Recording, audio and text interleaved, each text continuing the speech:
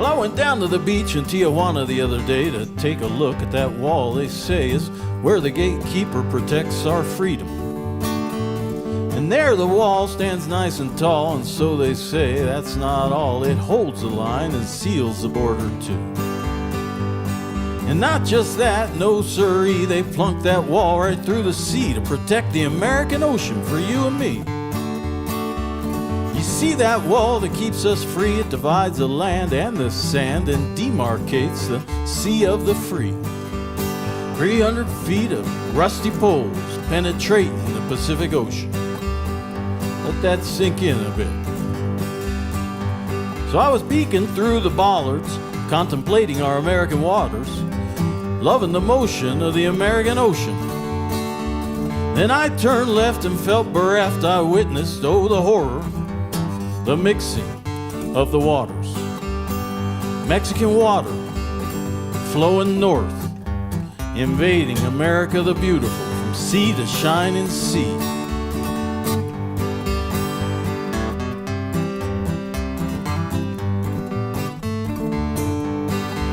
"300 feet into the ocean, $41 million down the hole. 25 feet high into the sky, that'll fix them, that'll make them cry. That's our surf fence built by scuba diving welders. That's our wall, American made, Chinese steel, shoddy workmanship, built to maintain order. Order on the border, that's our wall, built to maintain order on the border."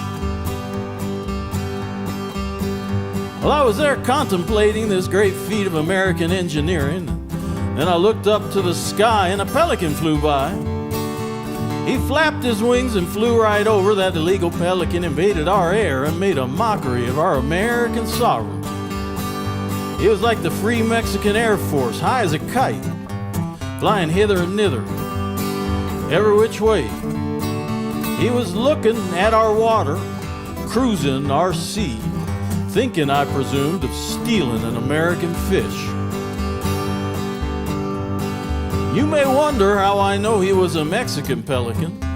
Well, according to ornithologists, if you don't mind me citing scientists, there's just two species of pelicans in this hemisphere. There's the brown Pelicanus occidentalis, and get this, the American white pelican.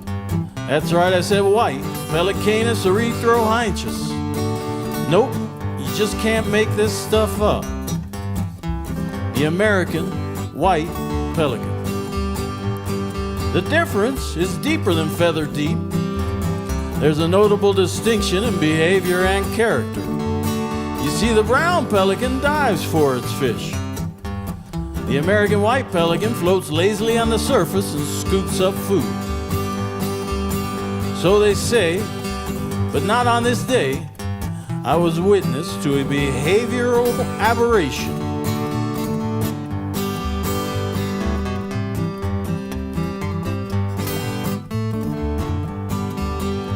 Well, I watched Pedro, the illegal brown pelican, head towards the American Ocean.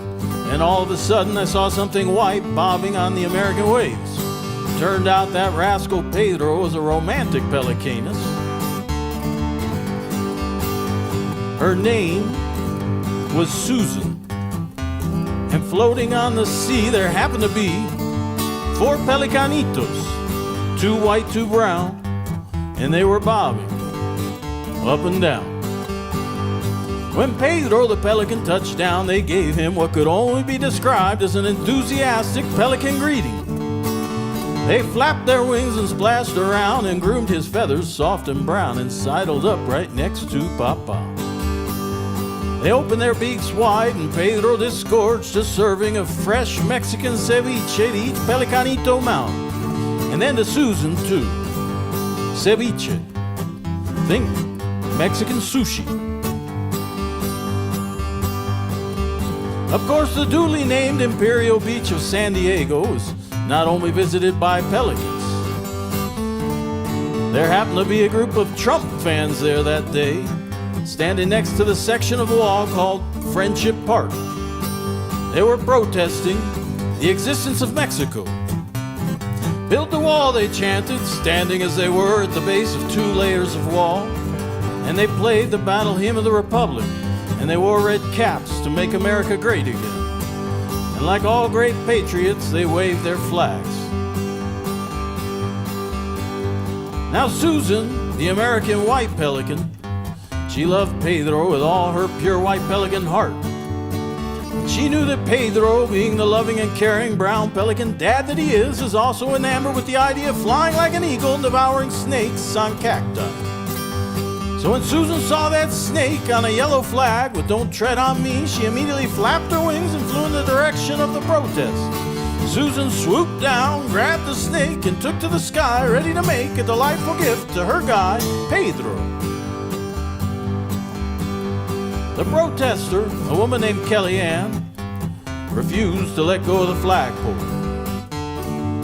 Kellyanne lifted abruptly off the land, and before she knew it, she was flying through the air, being dragged by a white American pelican in the direction of, God forbid, Mexico, country of heathens, where they have designated locations and boundaries since time immemorial, with eagles eating snakes on cacti.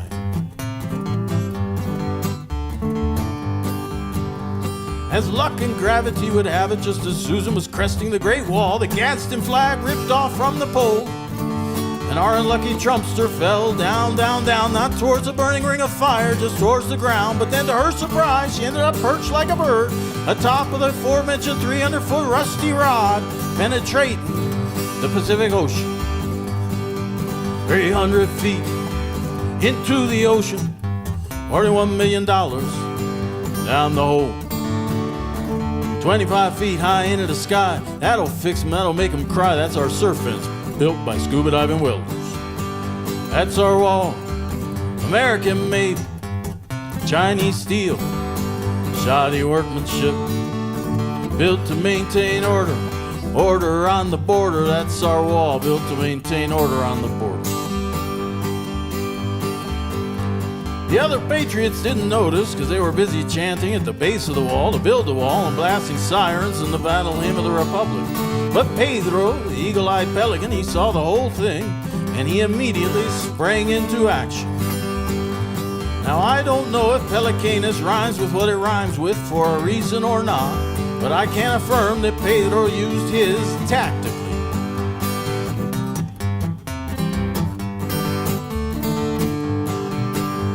Our brown pelican hero took off, flapping his wings and trying to catch the attention of the Border Patrol agent who was sitting in his truck listening to Toby Keith on the radio.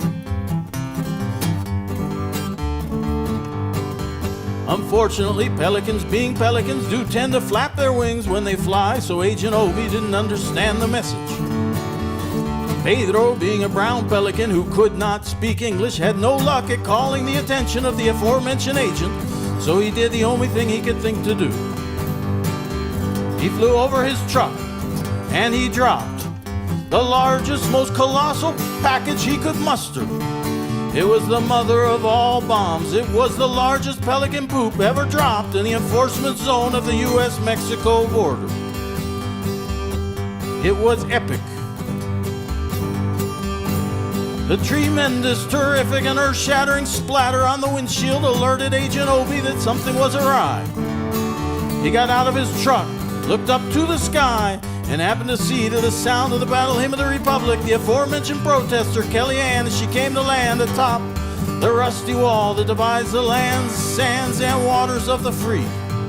That $41 million, 300-foot amphibious wall of beauty, the magnus opus of Homeland Security. That's our wall, American made, Chinese steel, shoddy workmanship, built to maintain order, order on the border and keep out aliens, all kinds of things. Maybe not so good for birds, air, sand, water, or immigrants. But Border Officer Obi called dispatch and asked them to send a helicopter which flew quickly to the scene of the incident.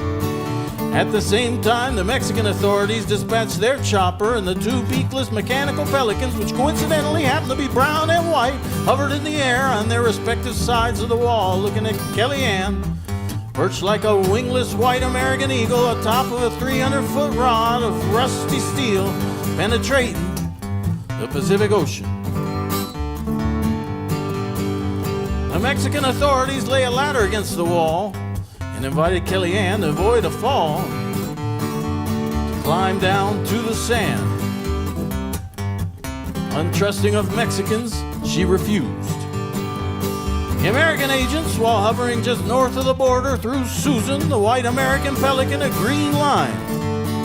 Susan grabbed that rope in her beak and flew with it to the top of the wall so that Kellyanne, the American patriot, could grab it. As seems to often be the case, the strategy of the U.S. Border Patrol was ever so slightly flawed. Kellyanne gripped the green rope, jumped, took a swing, flew northward towards the home of the brave, until she reached the top of the arc, at which point she swung south over the wall and over the sand of the land she detested so much, Mexico. Uh-oh, Mexico. And there she landed with a thud in the sand of the land behind the wall in Tijuana, also known as Heathenville. The Mexican immigration authorities came running to the scene of the incursion of the white American alien who had penetrated, albeit unwittingly and unwillingly, Mexican airspace and sand. Mexican sand.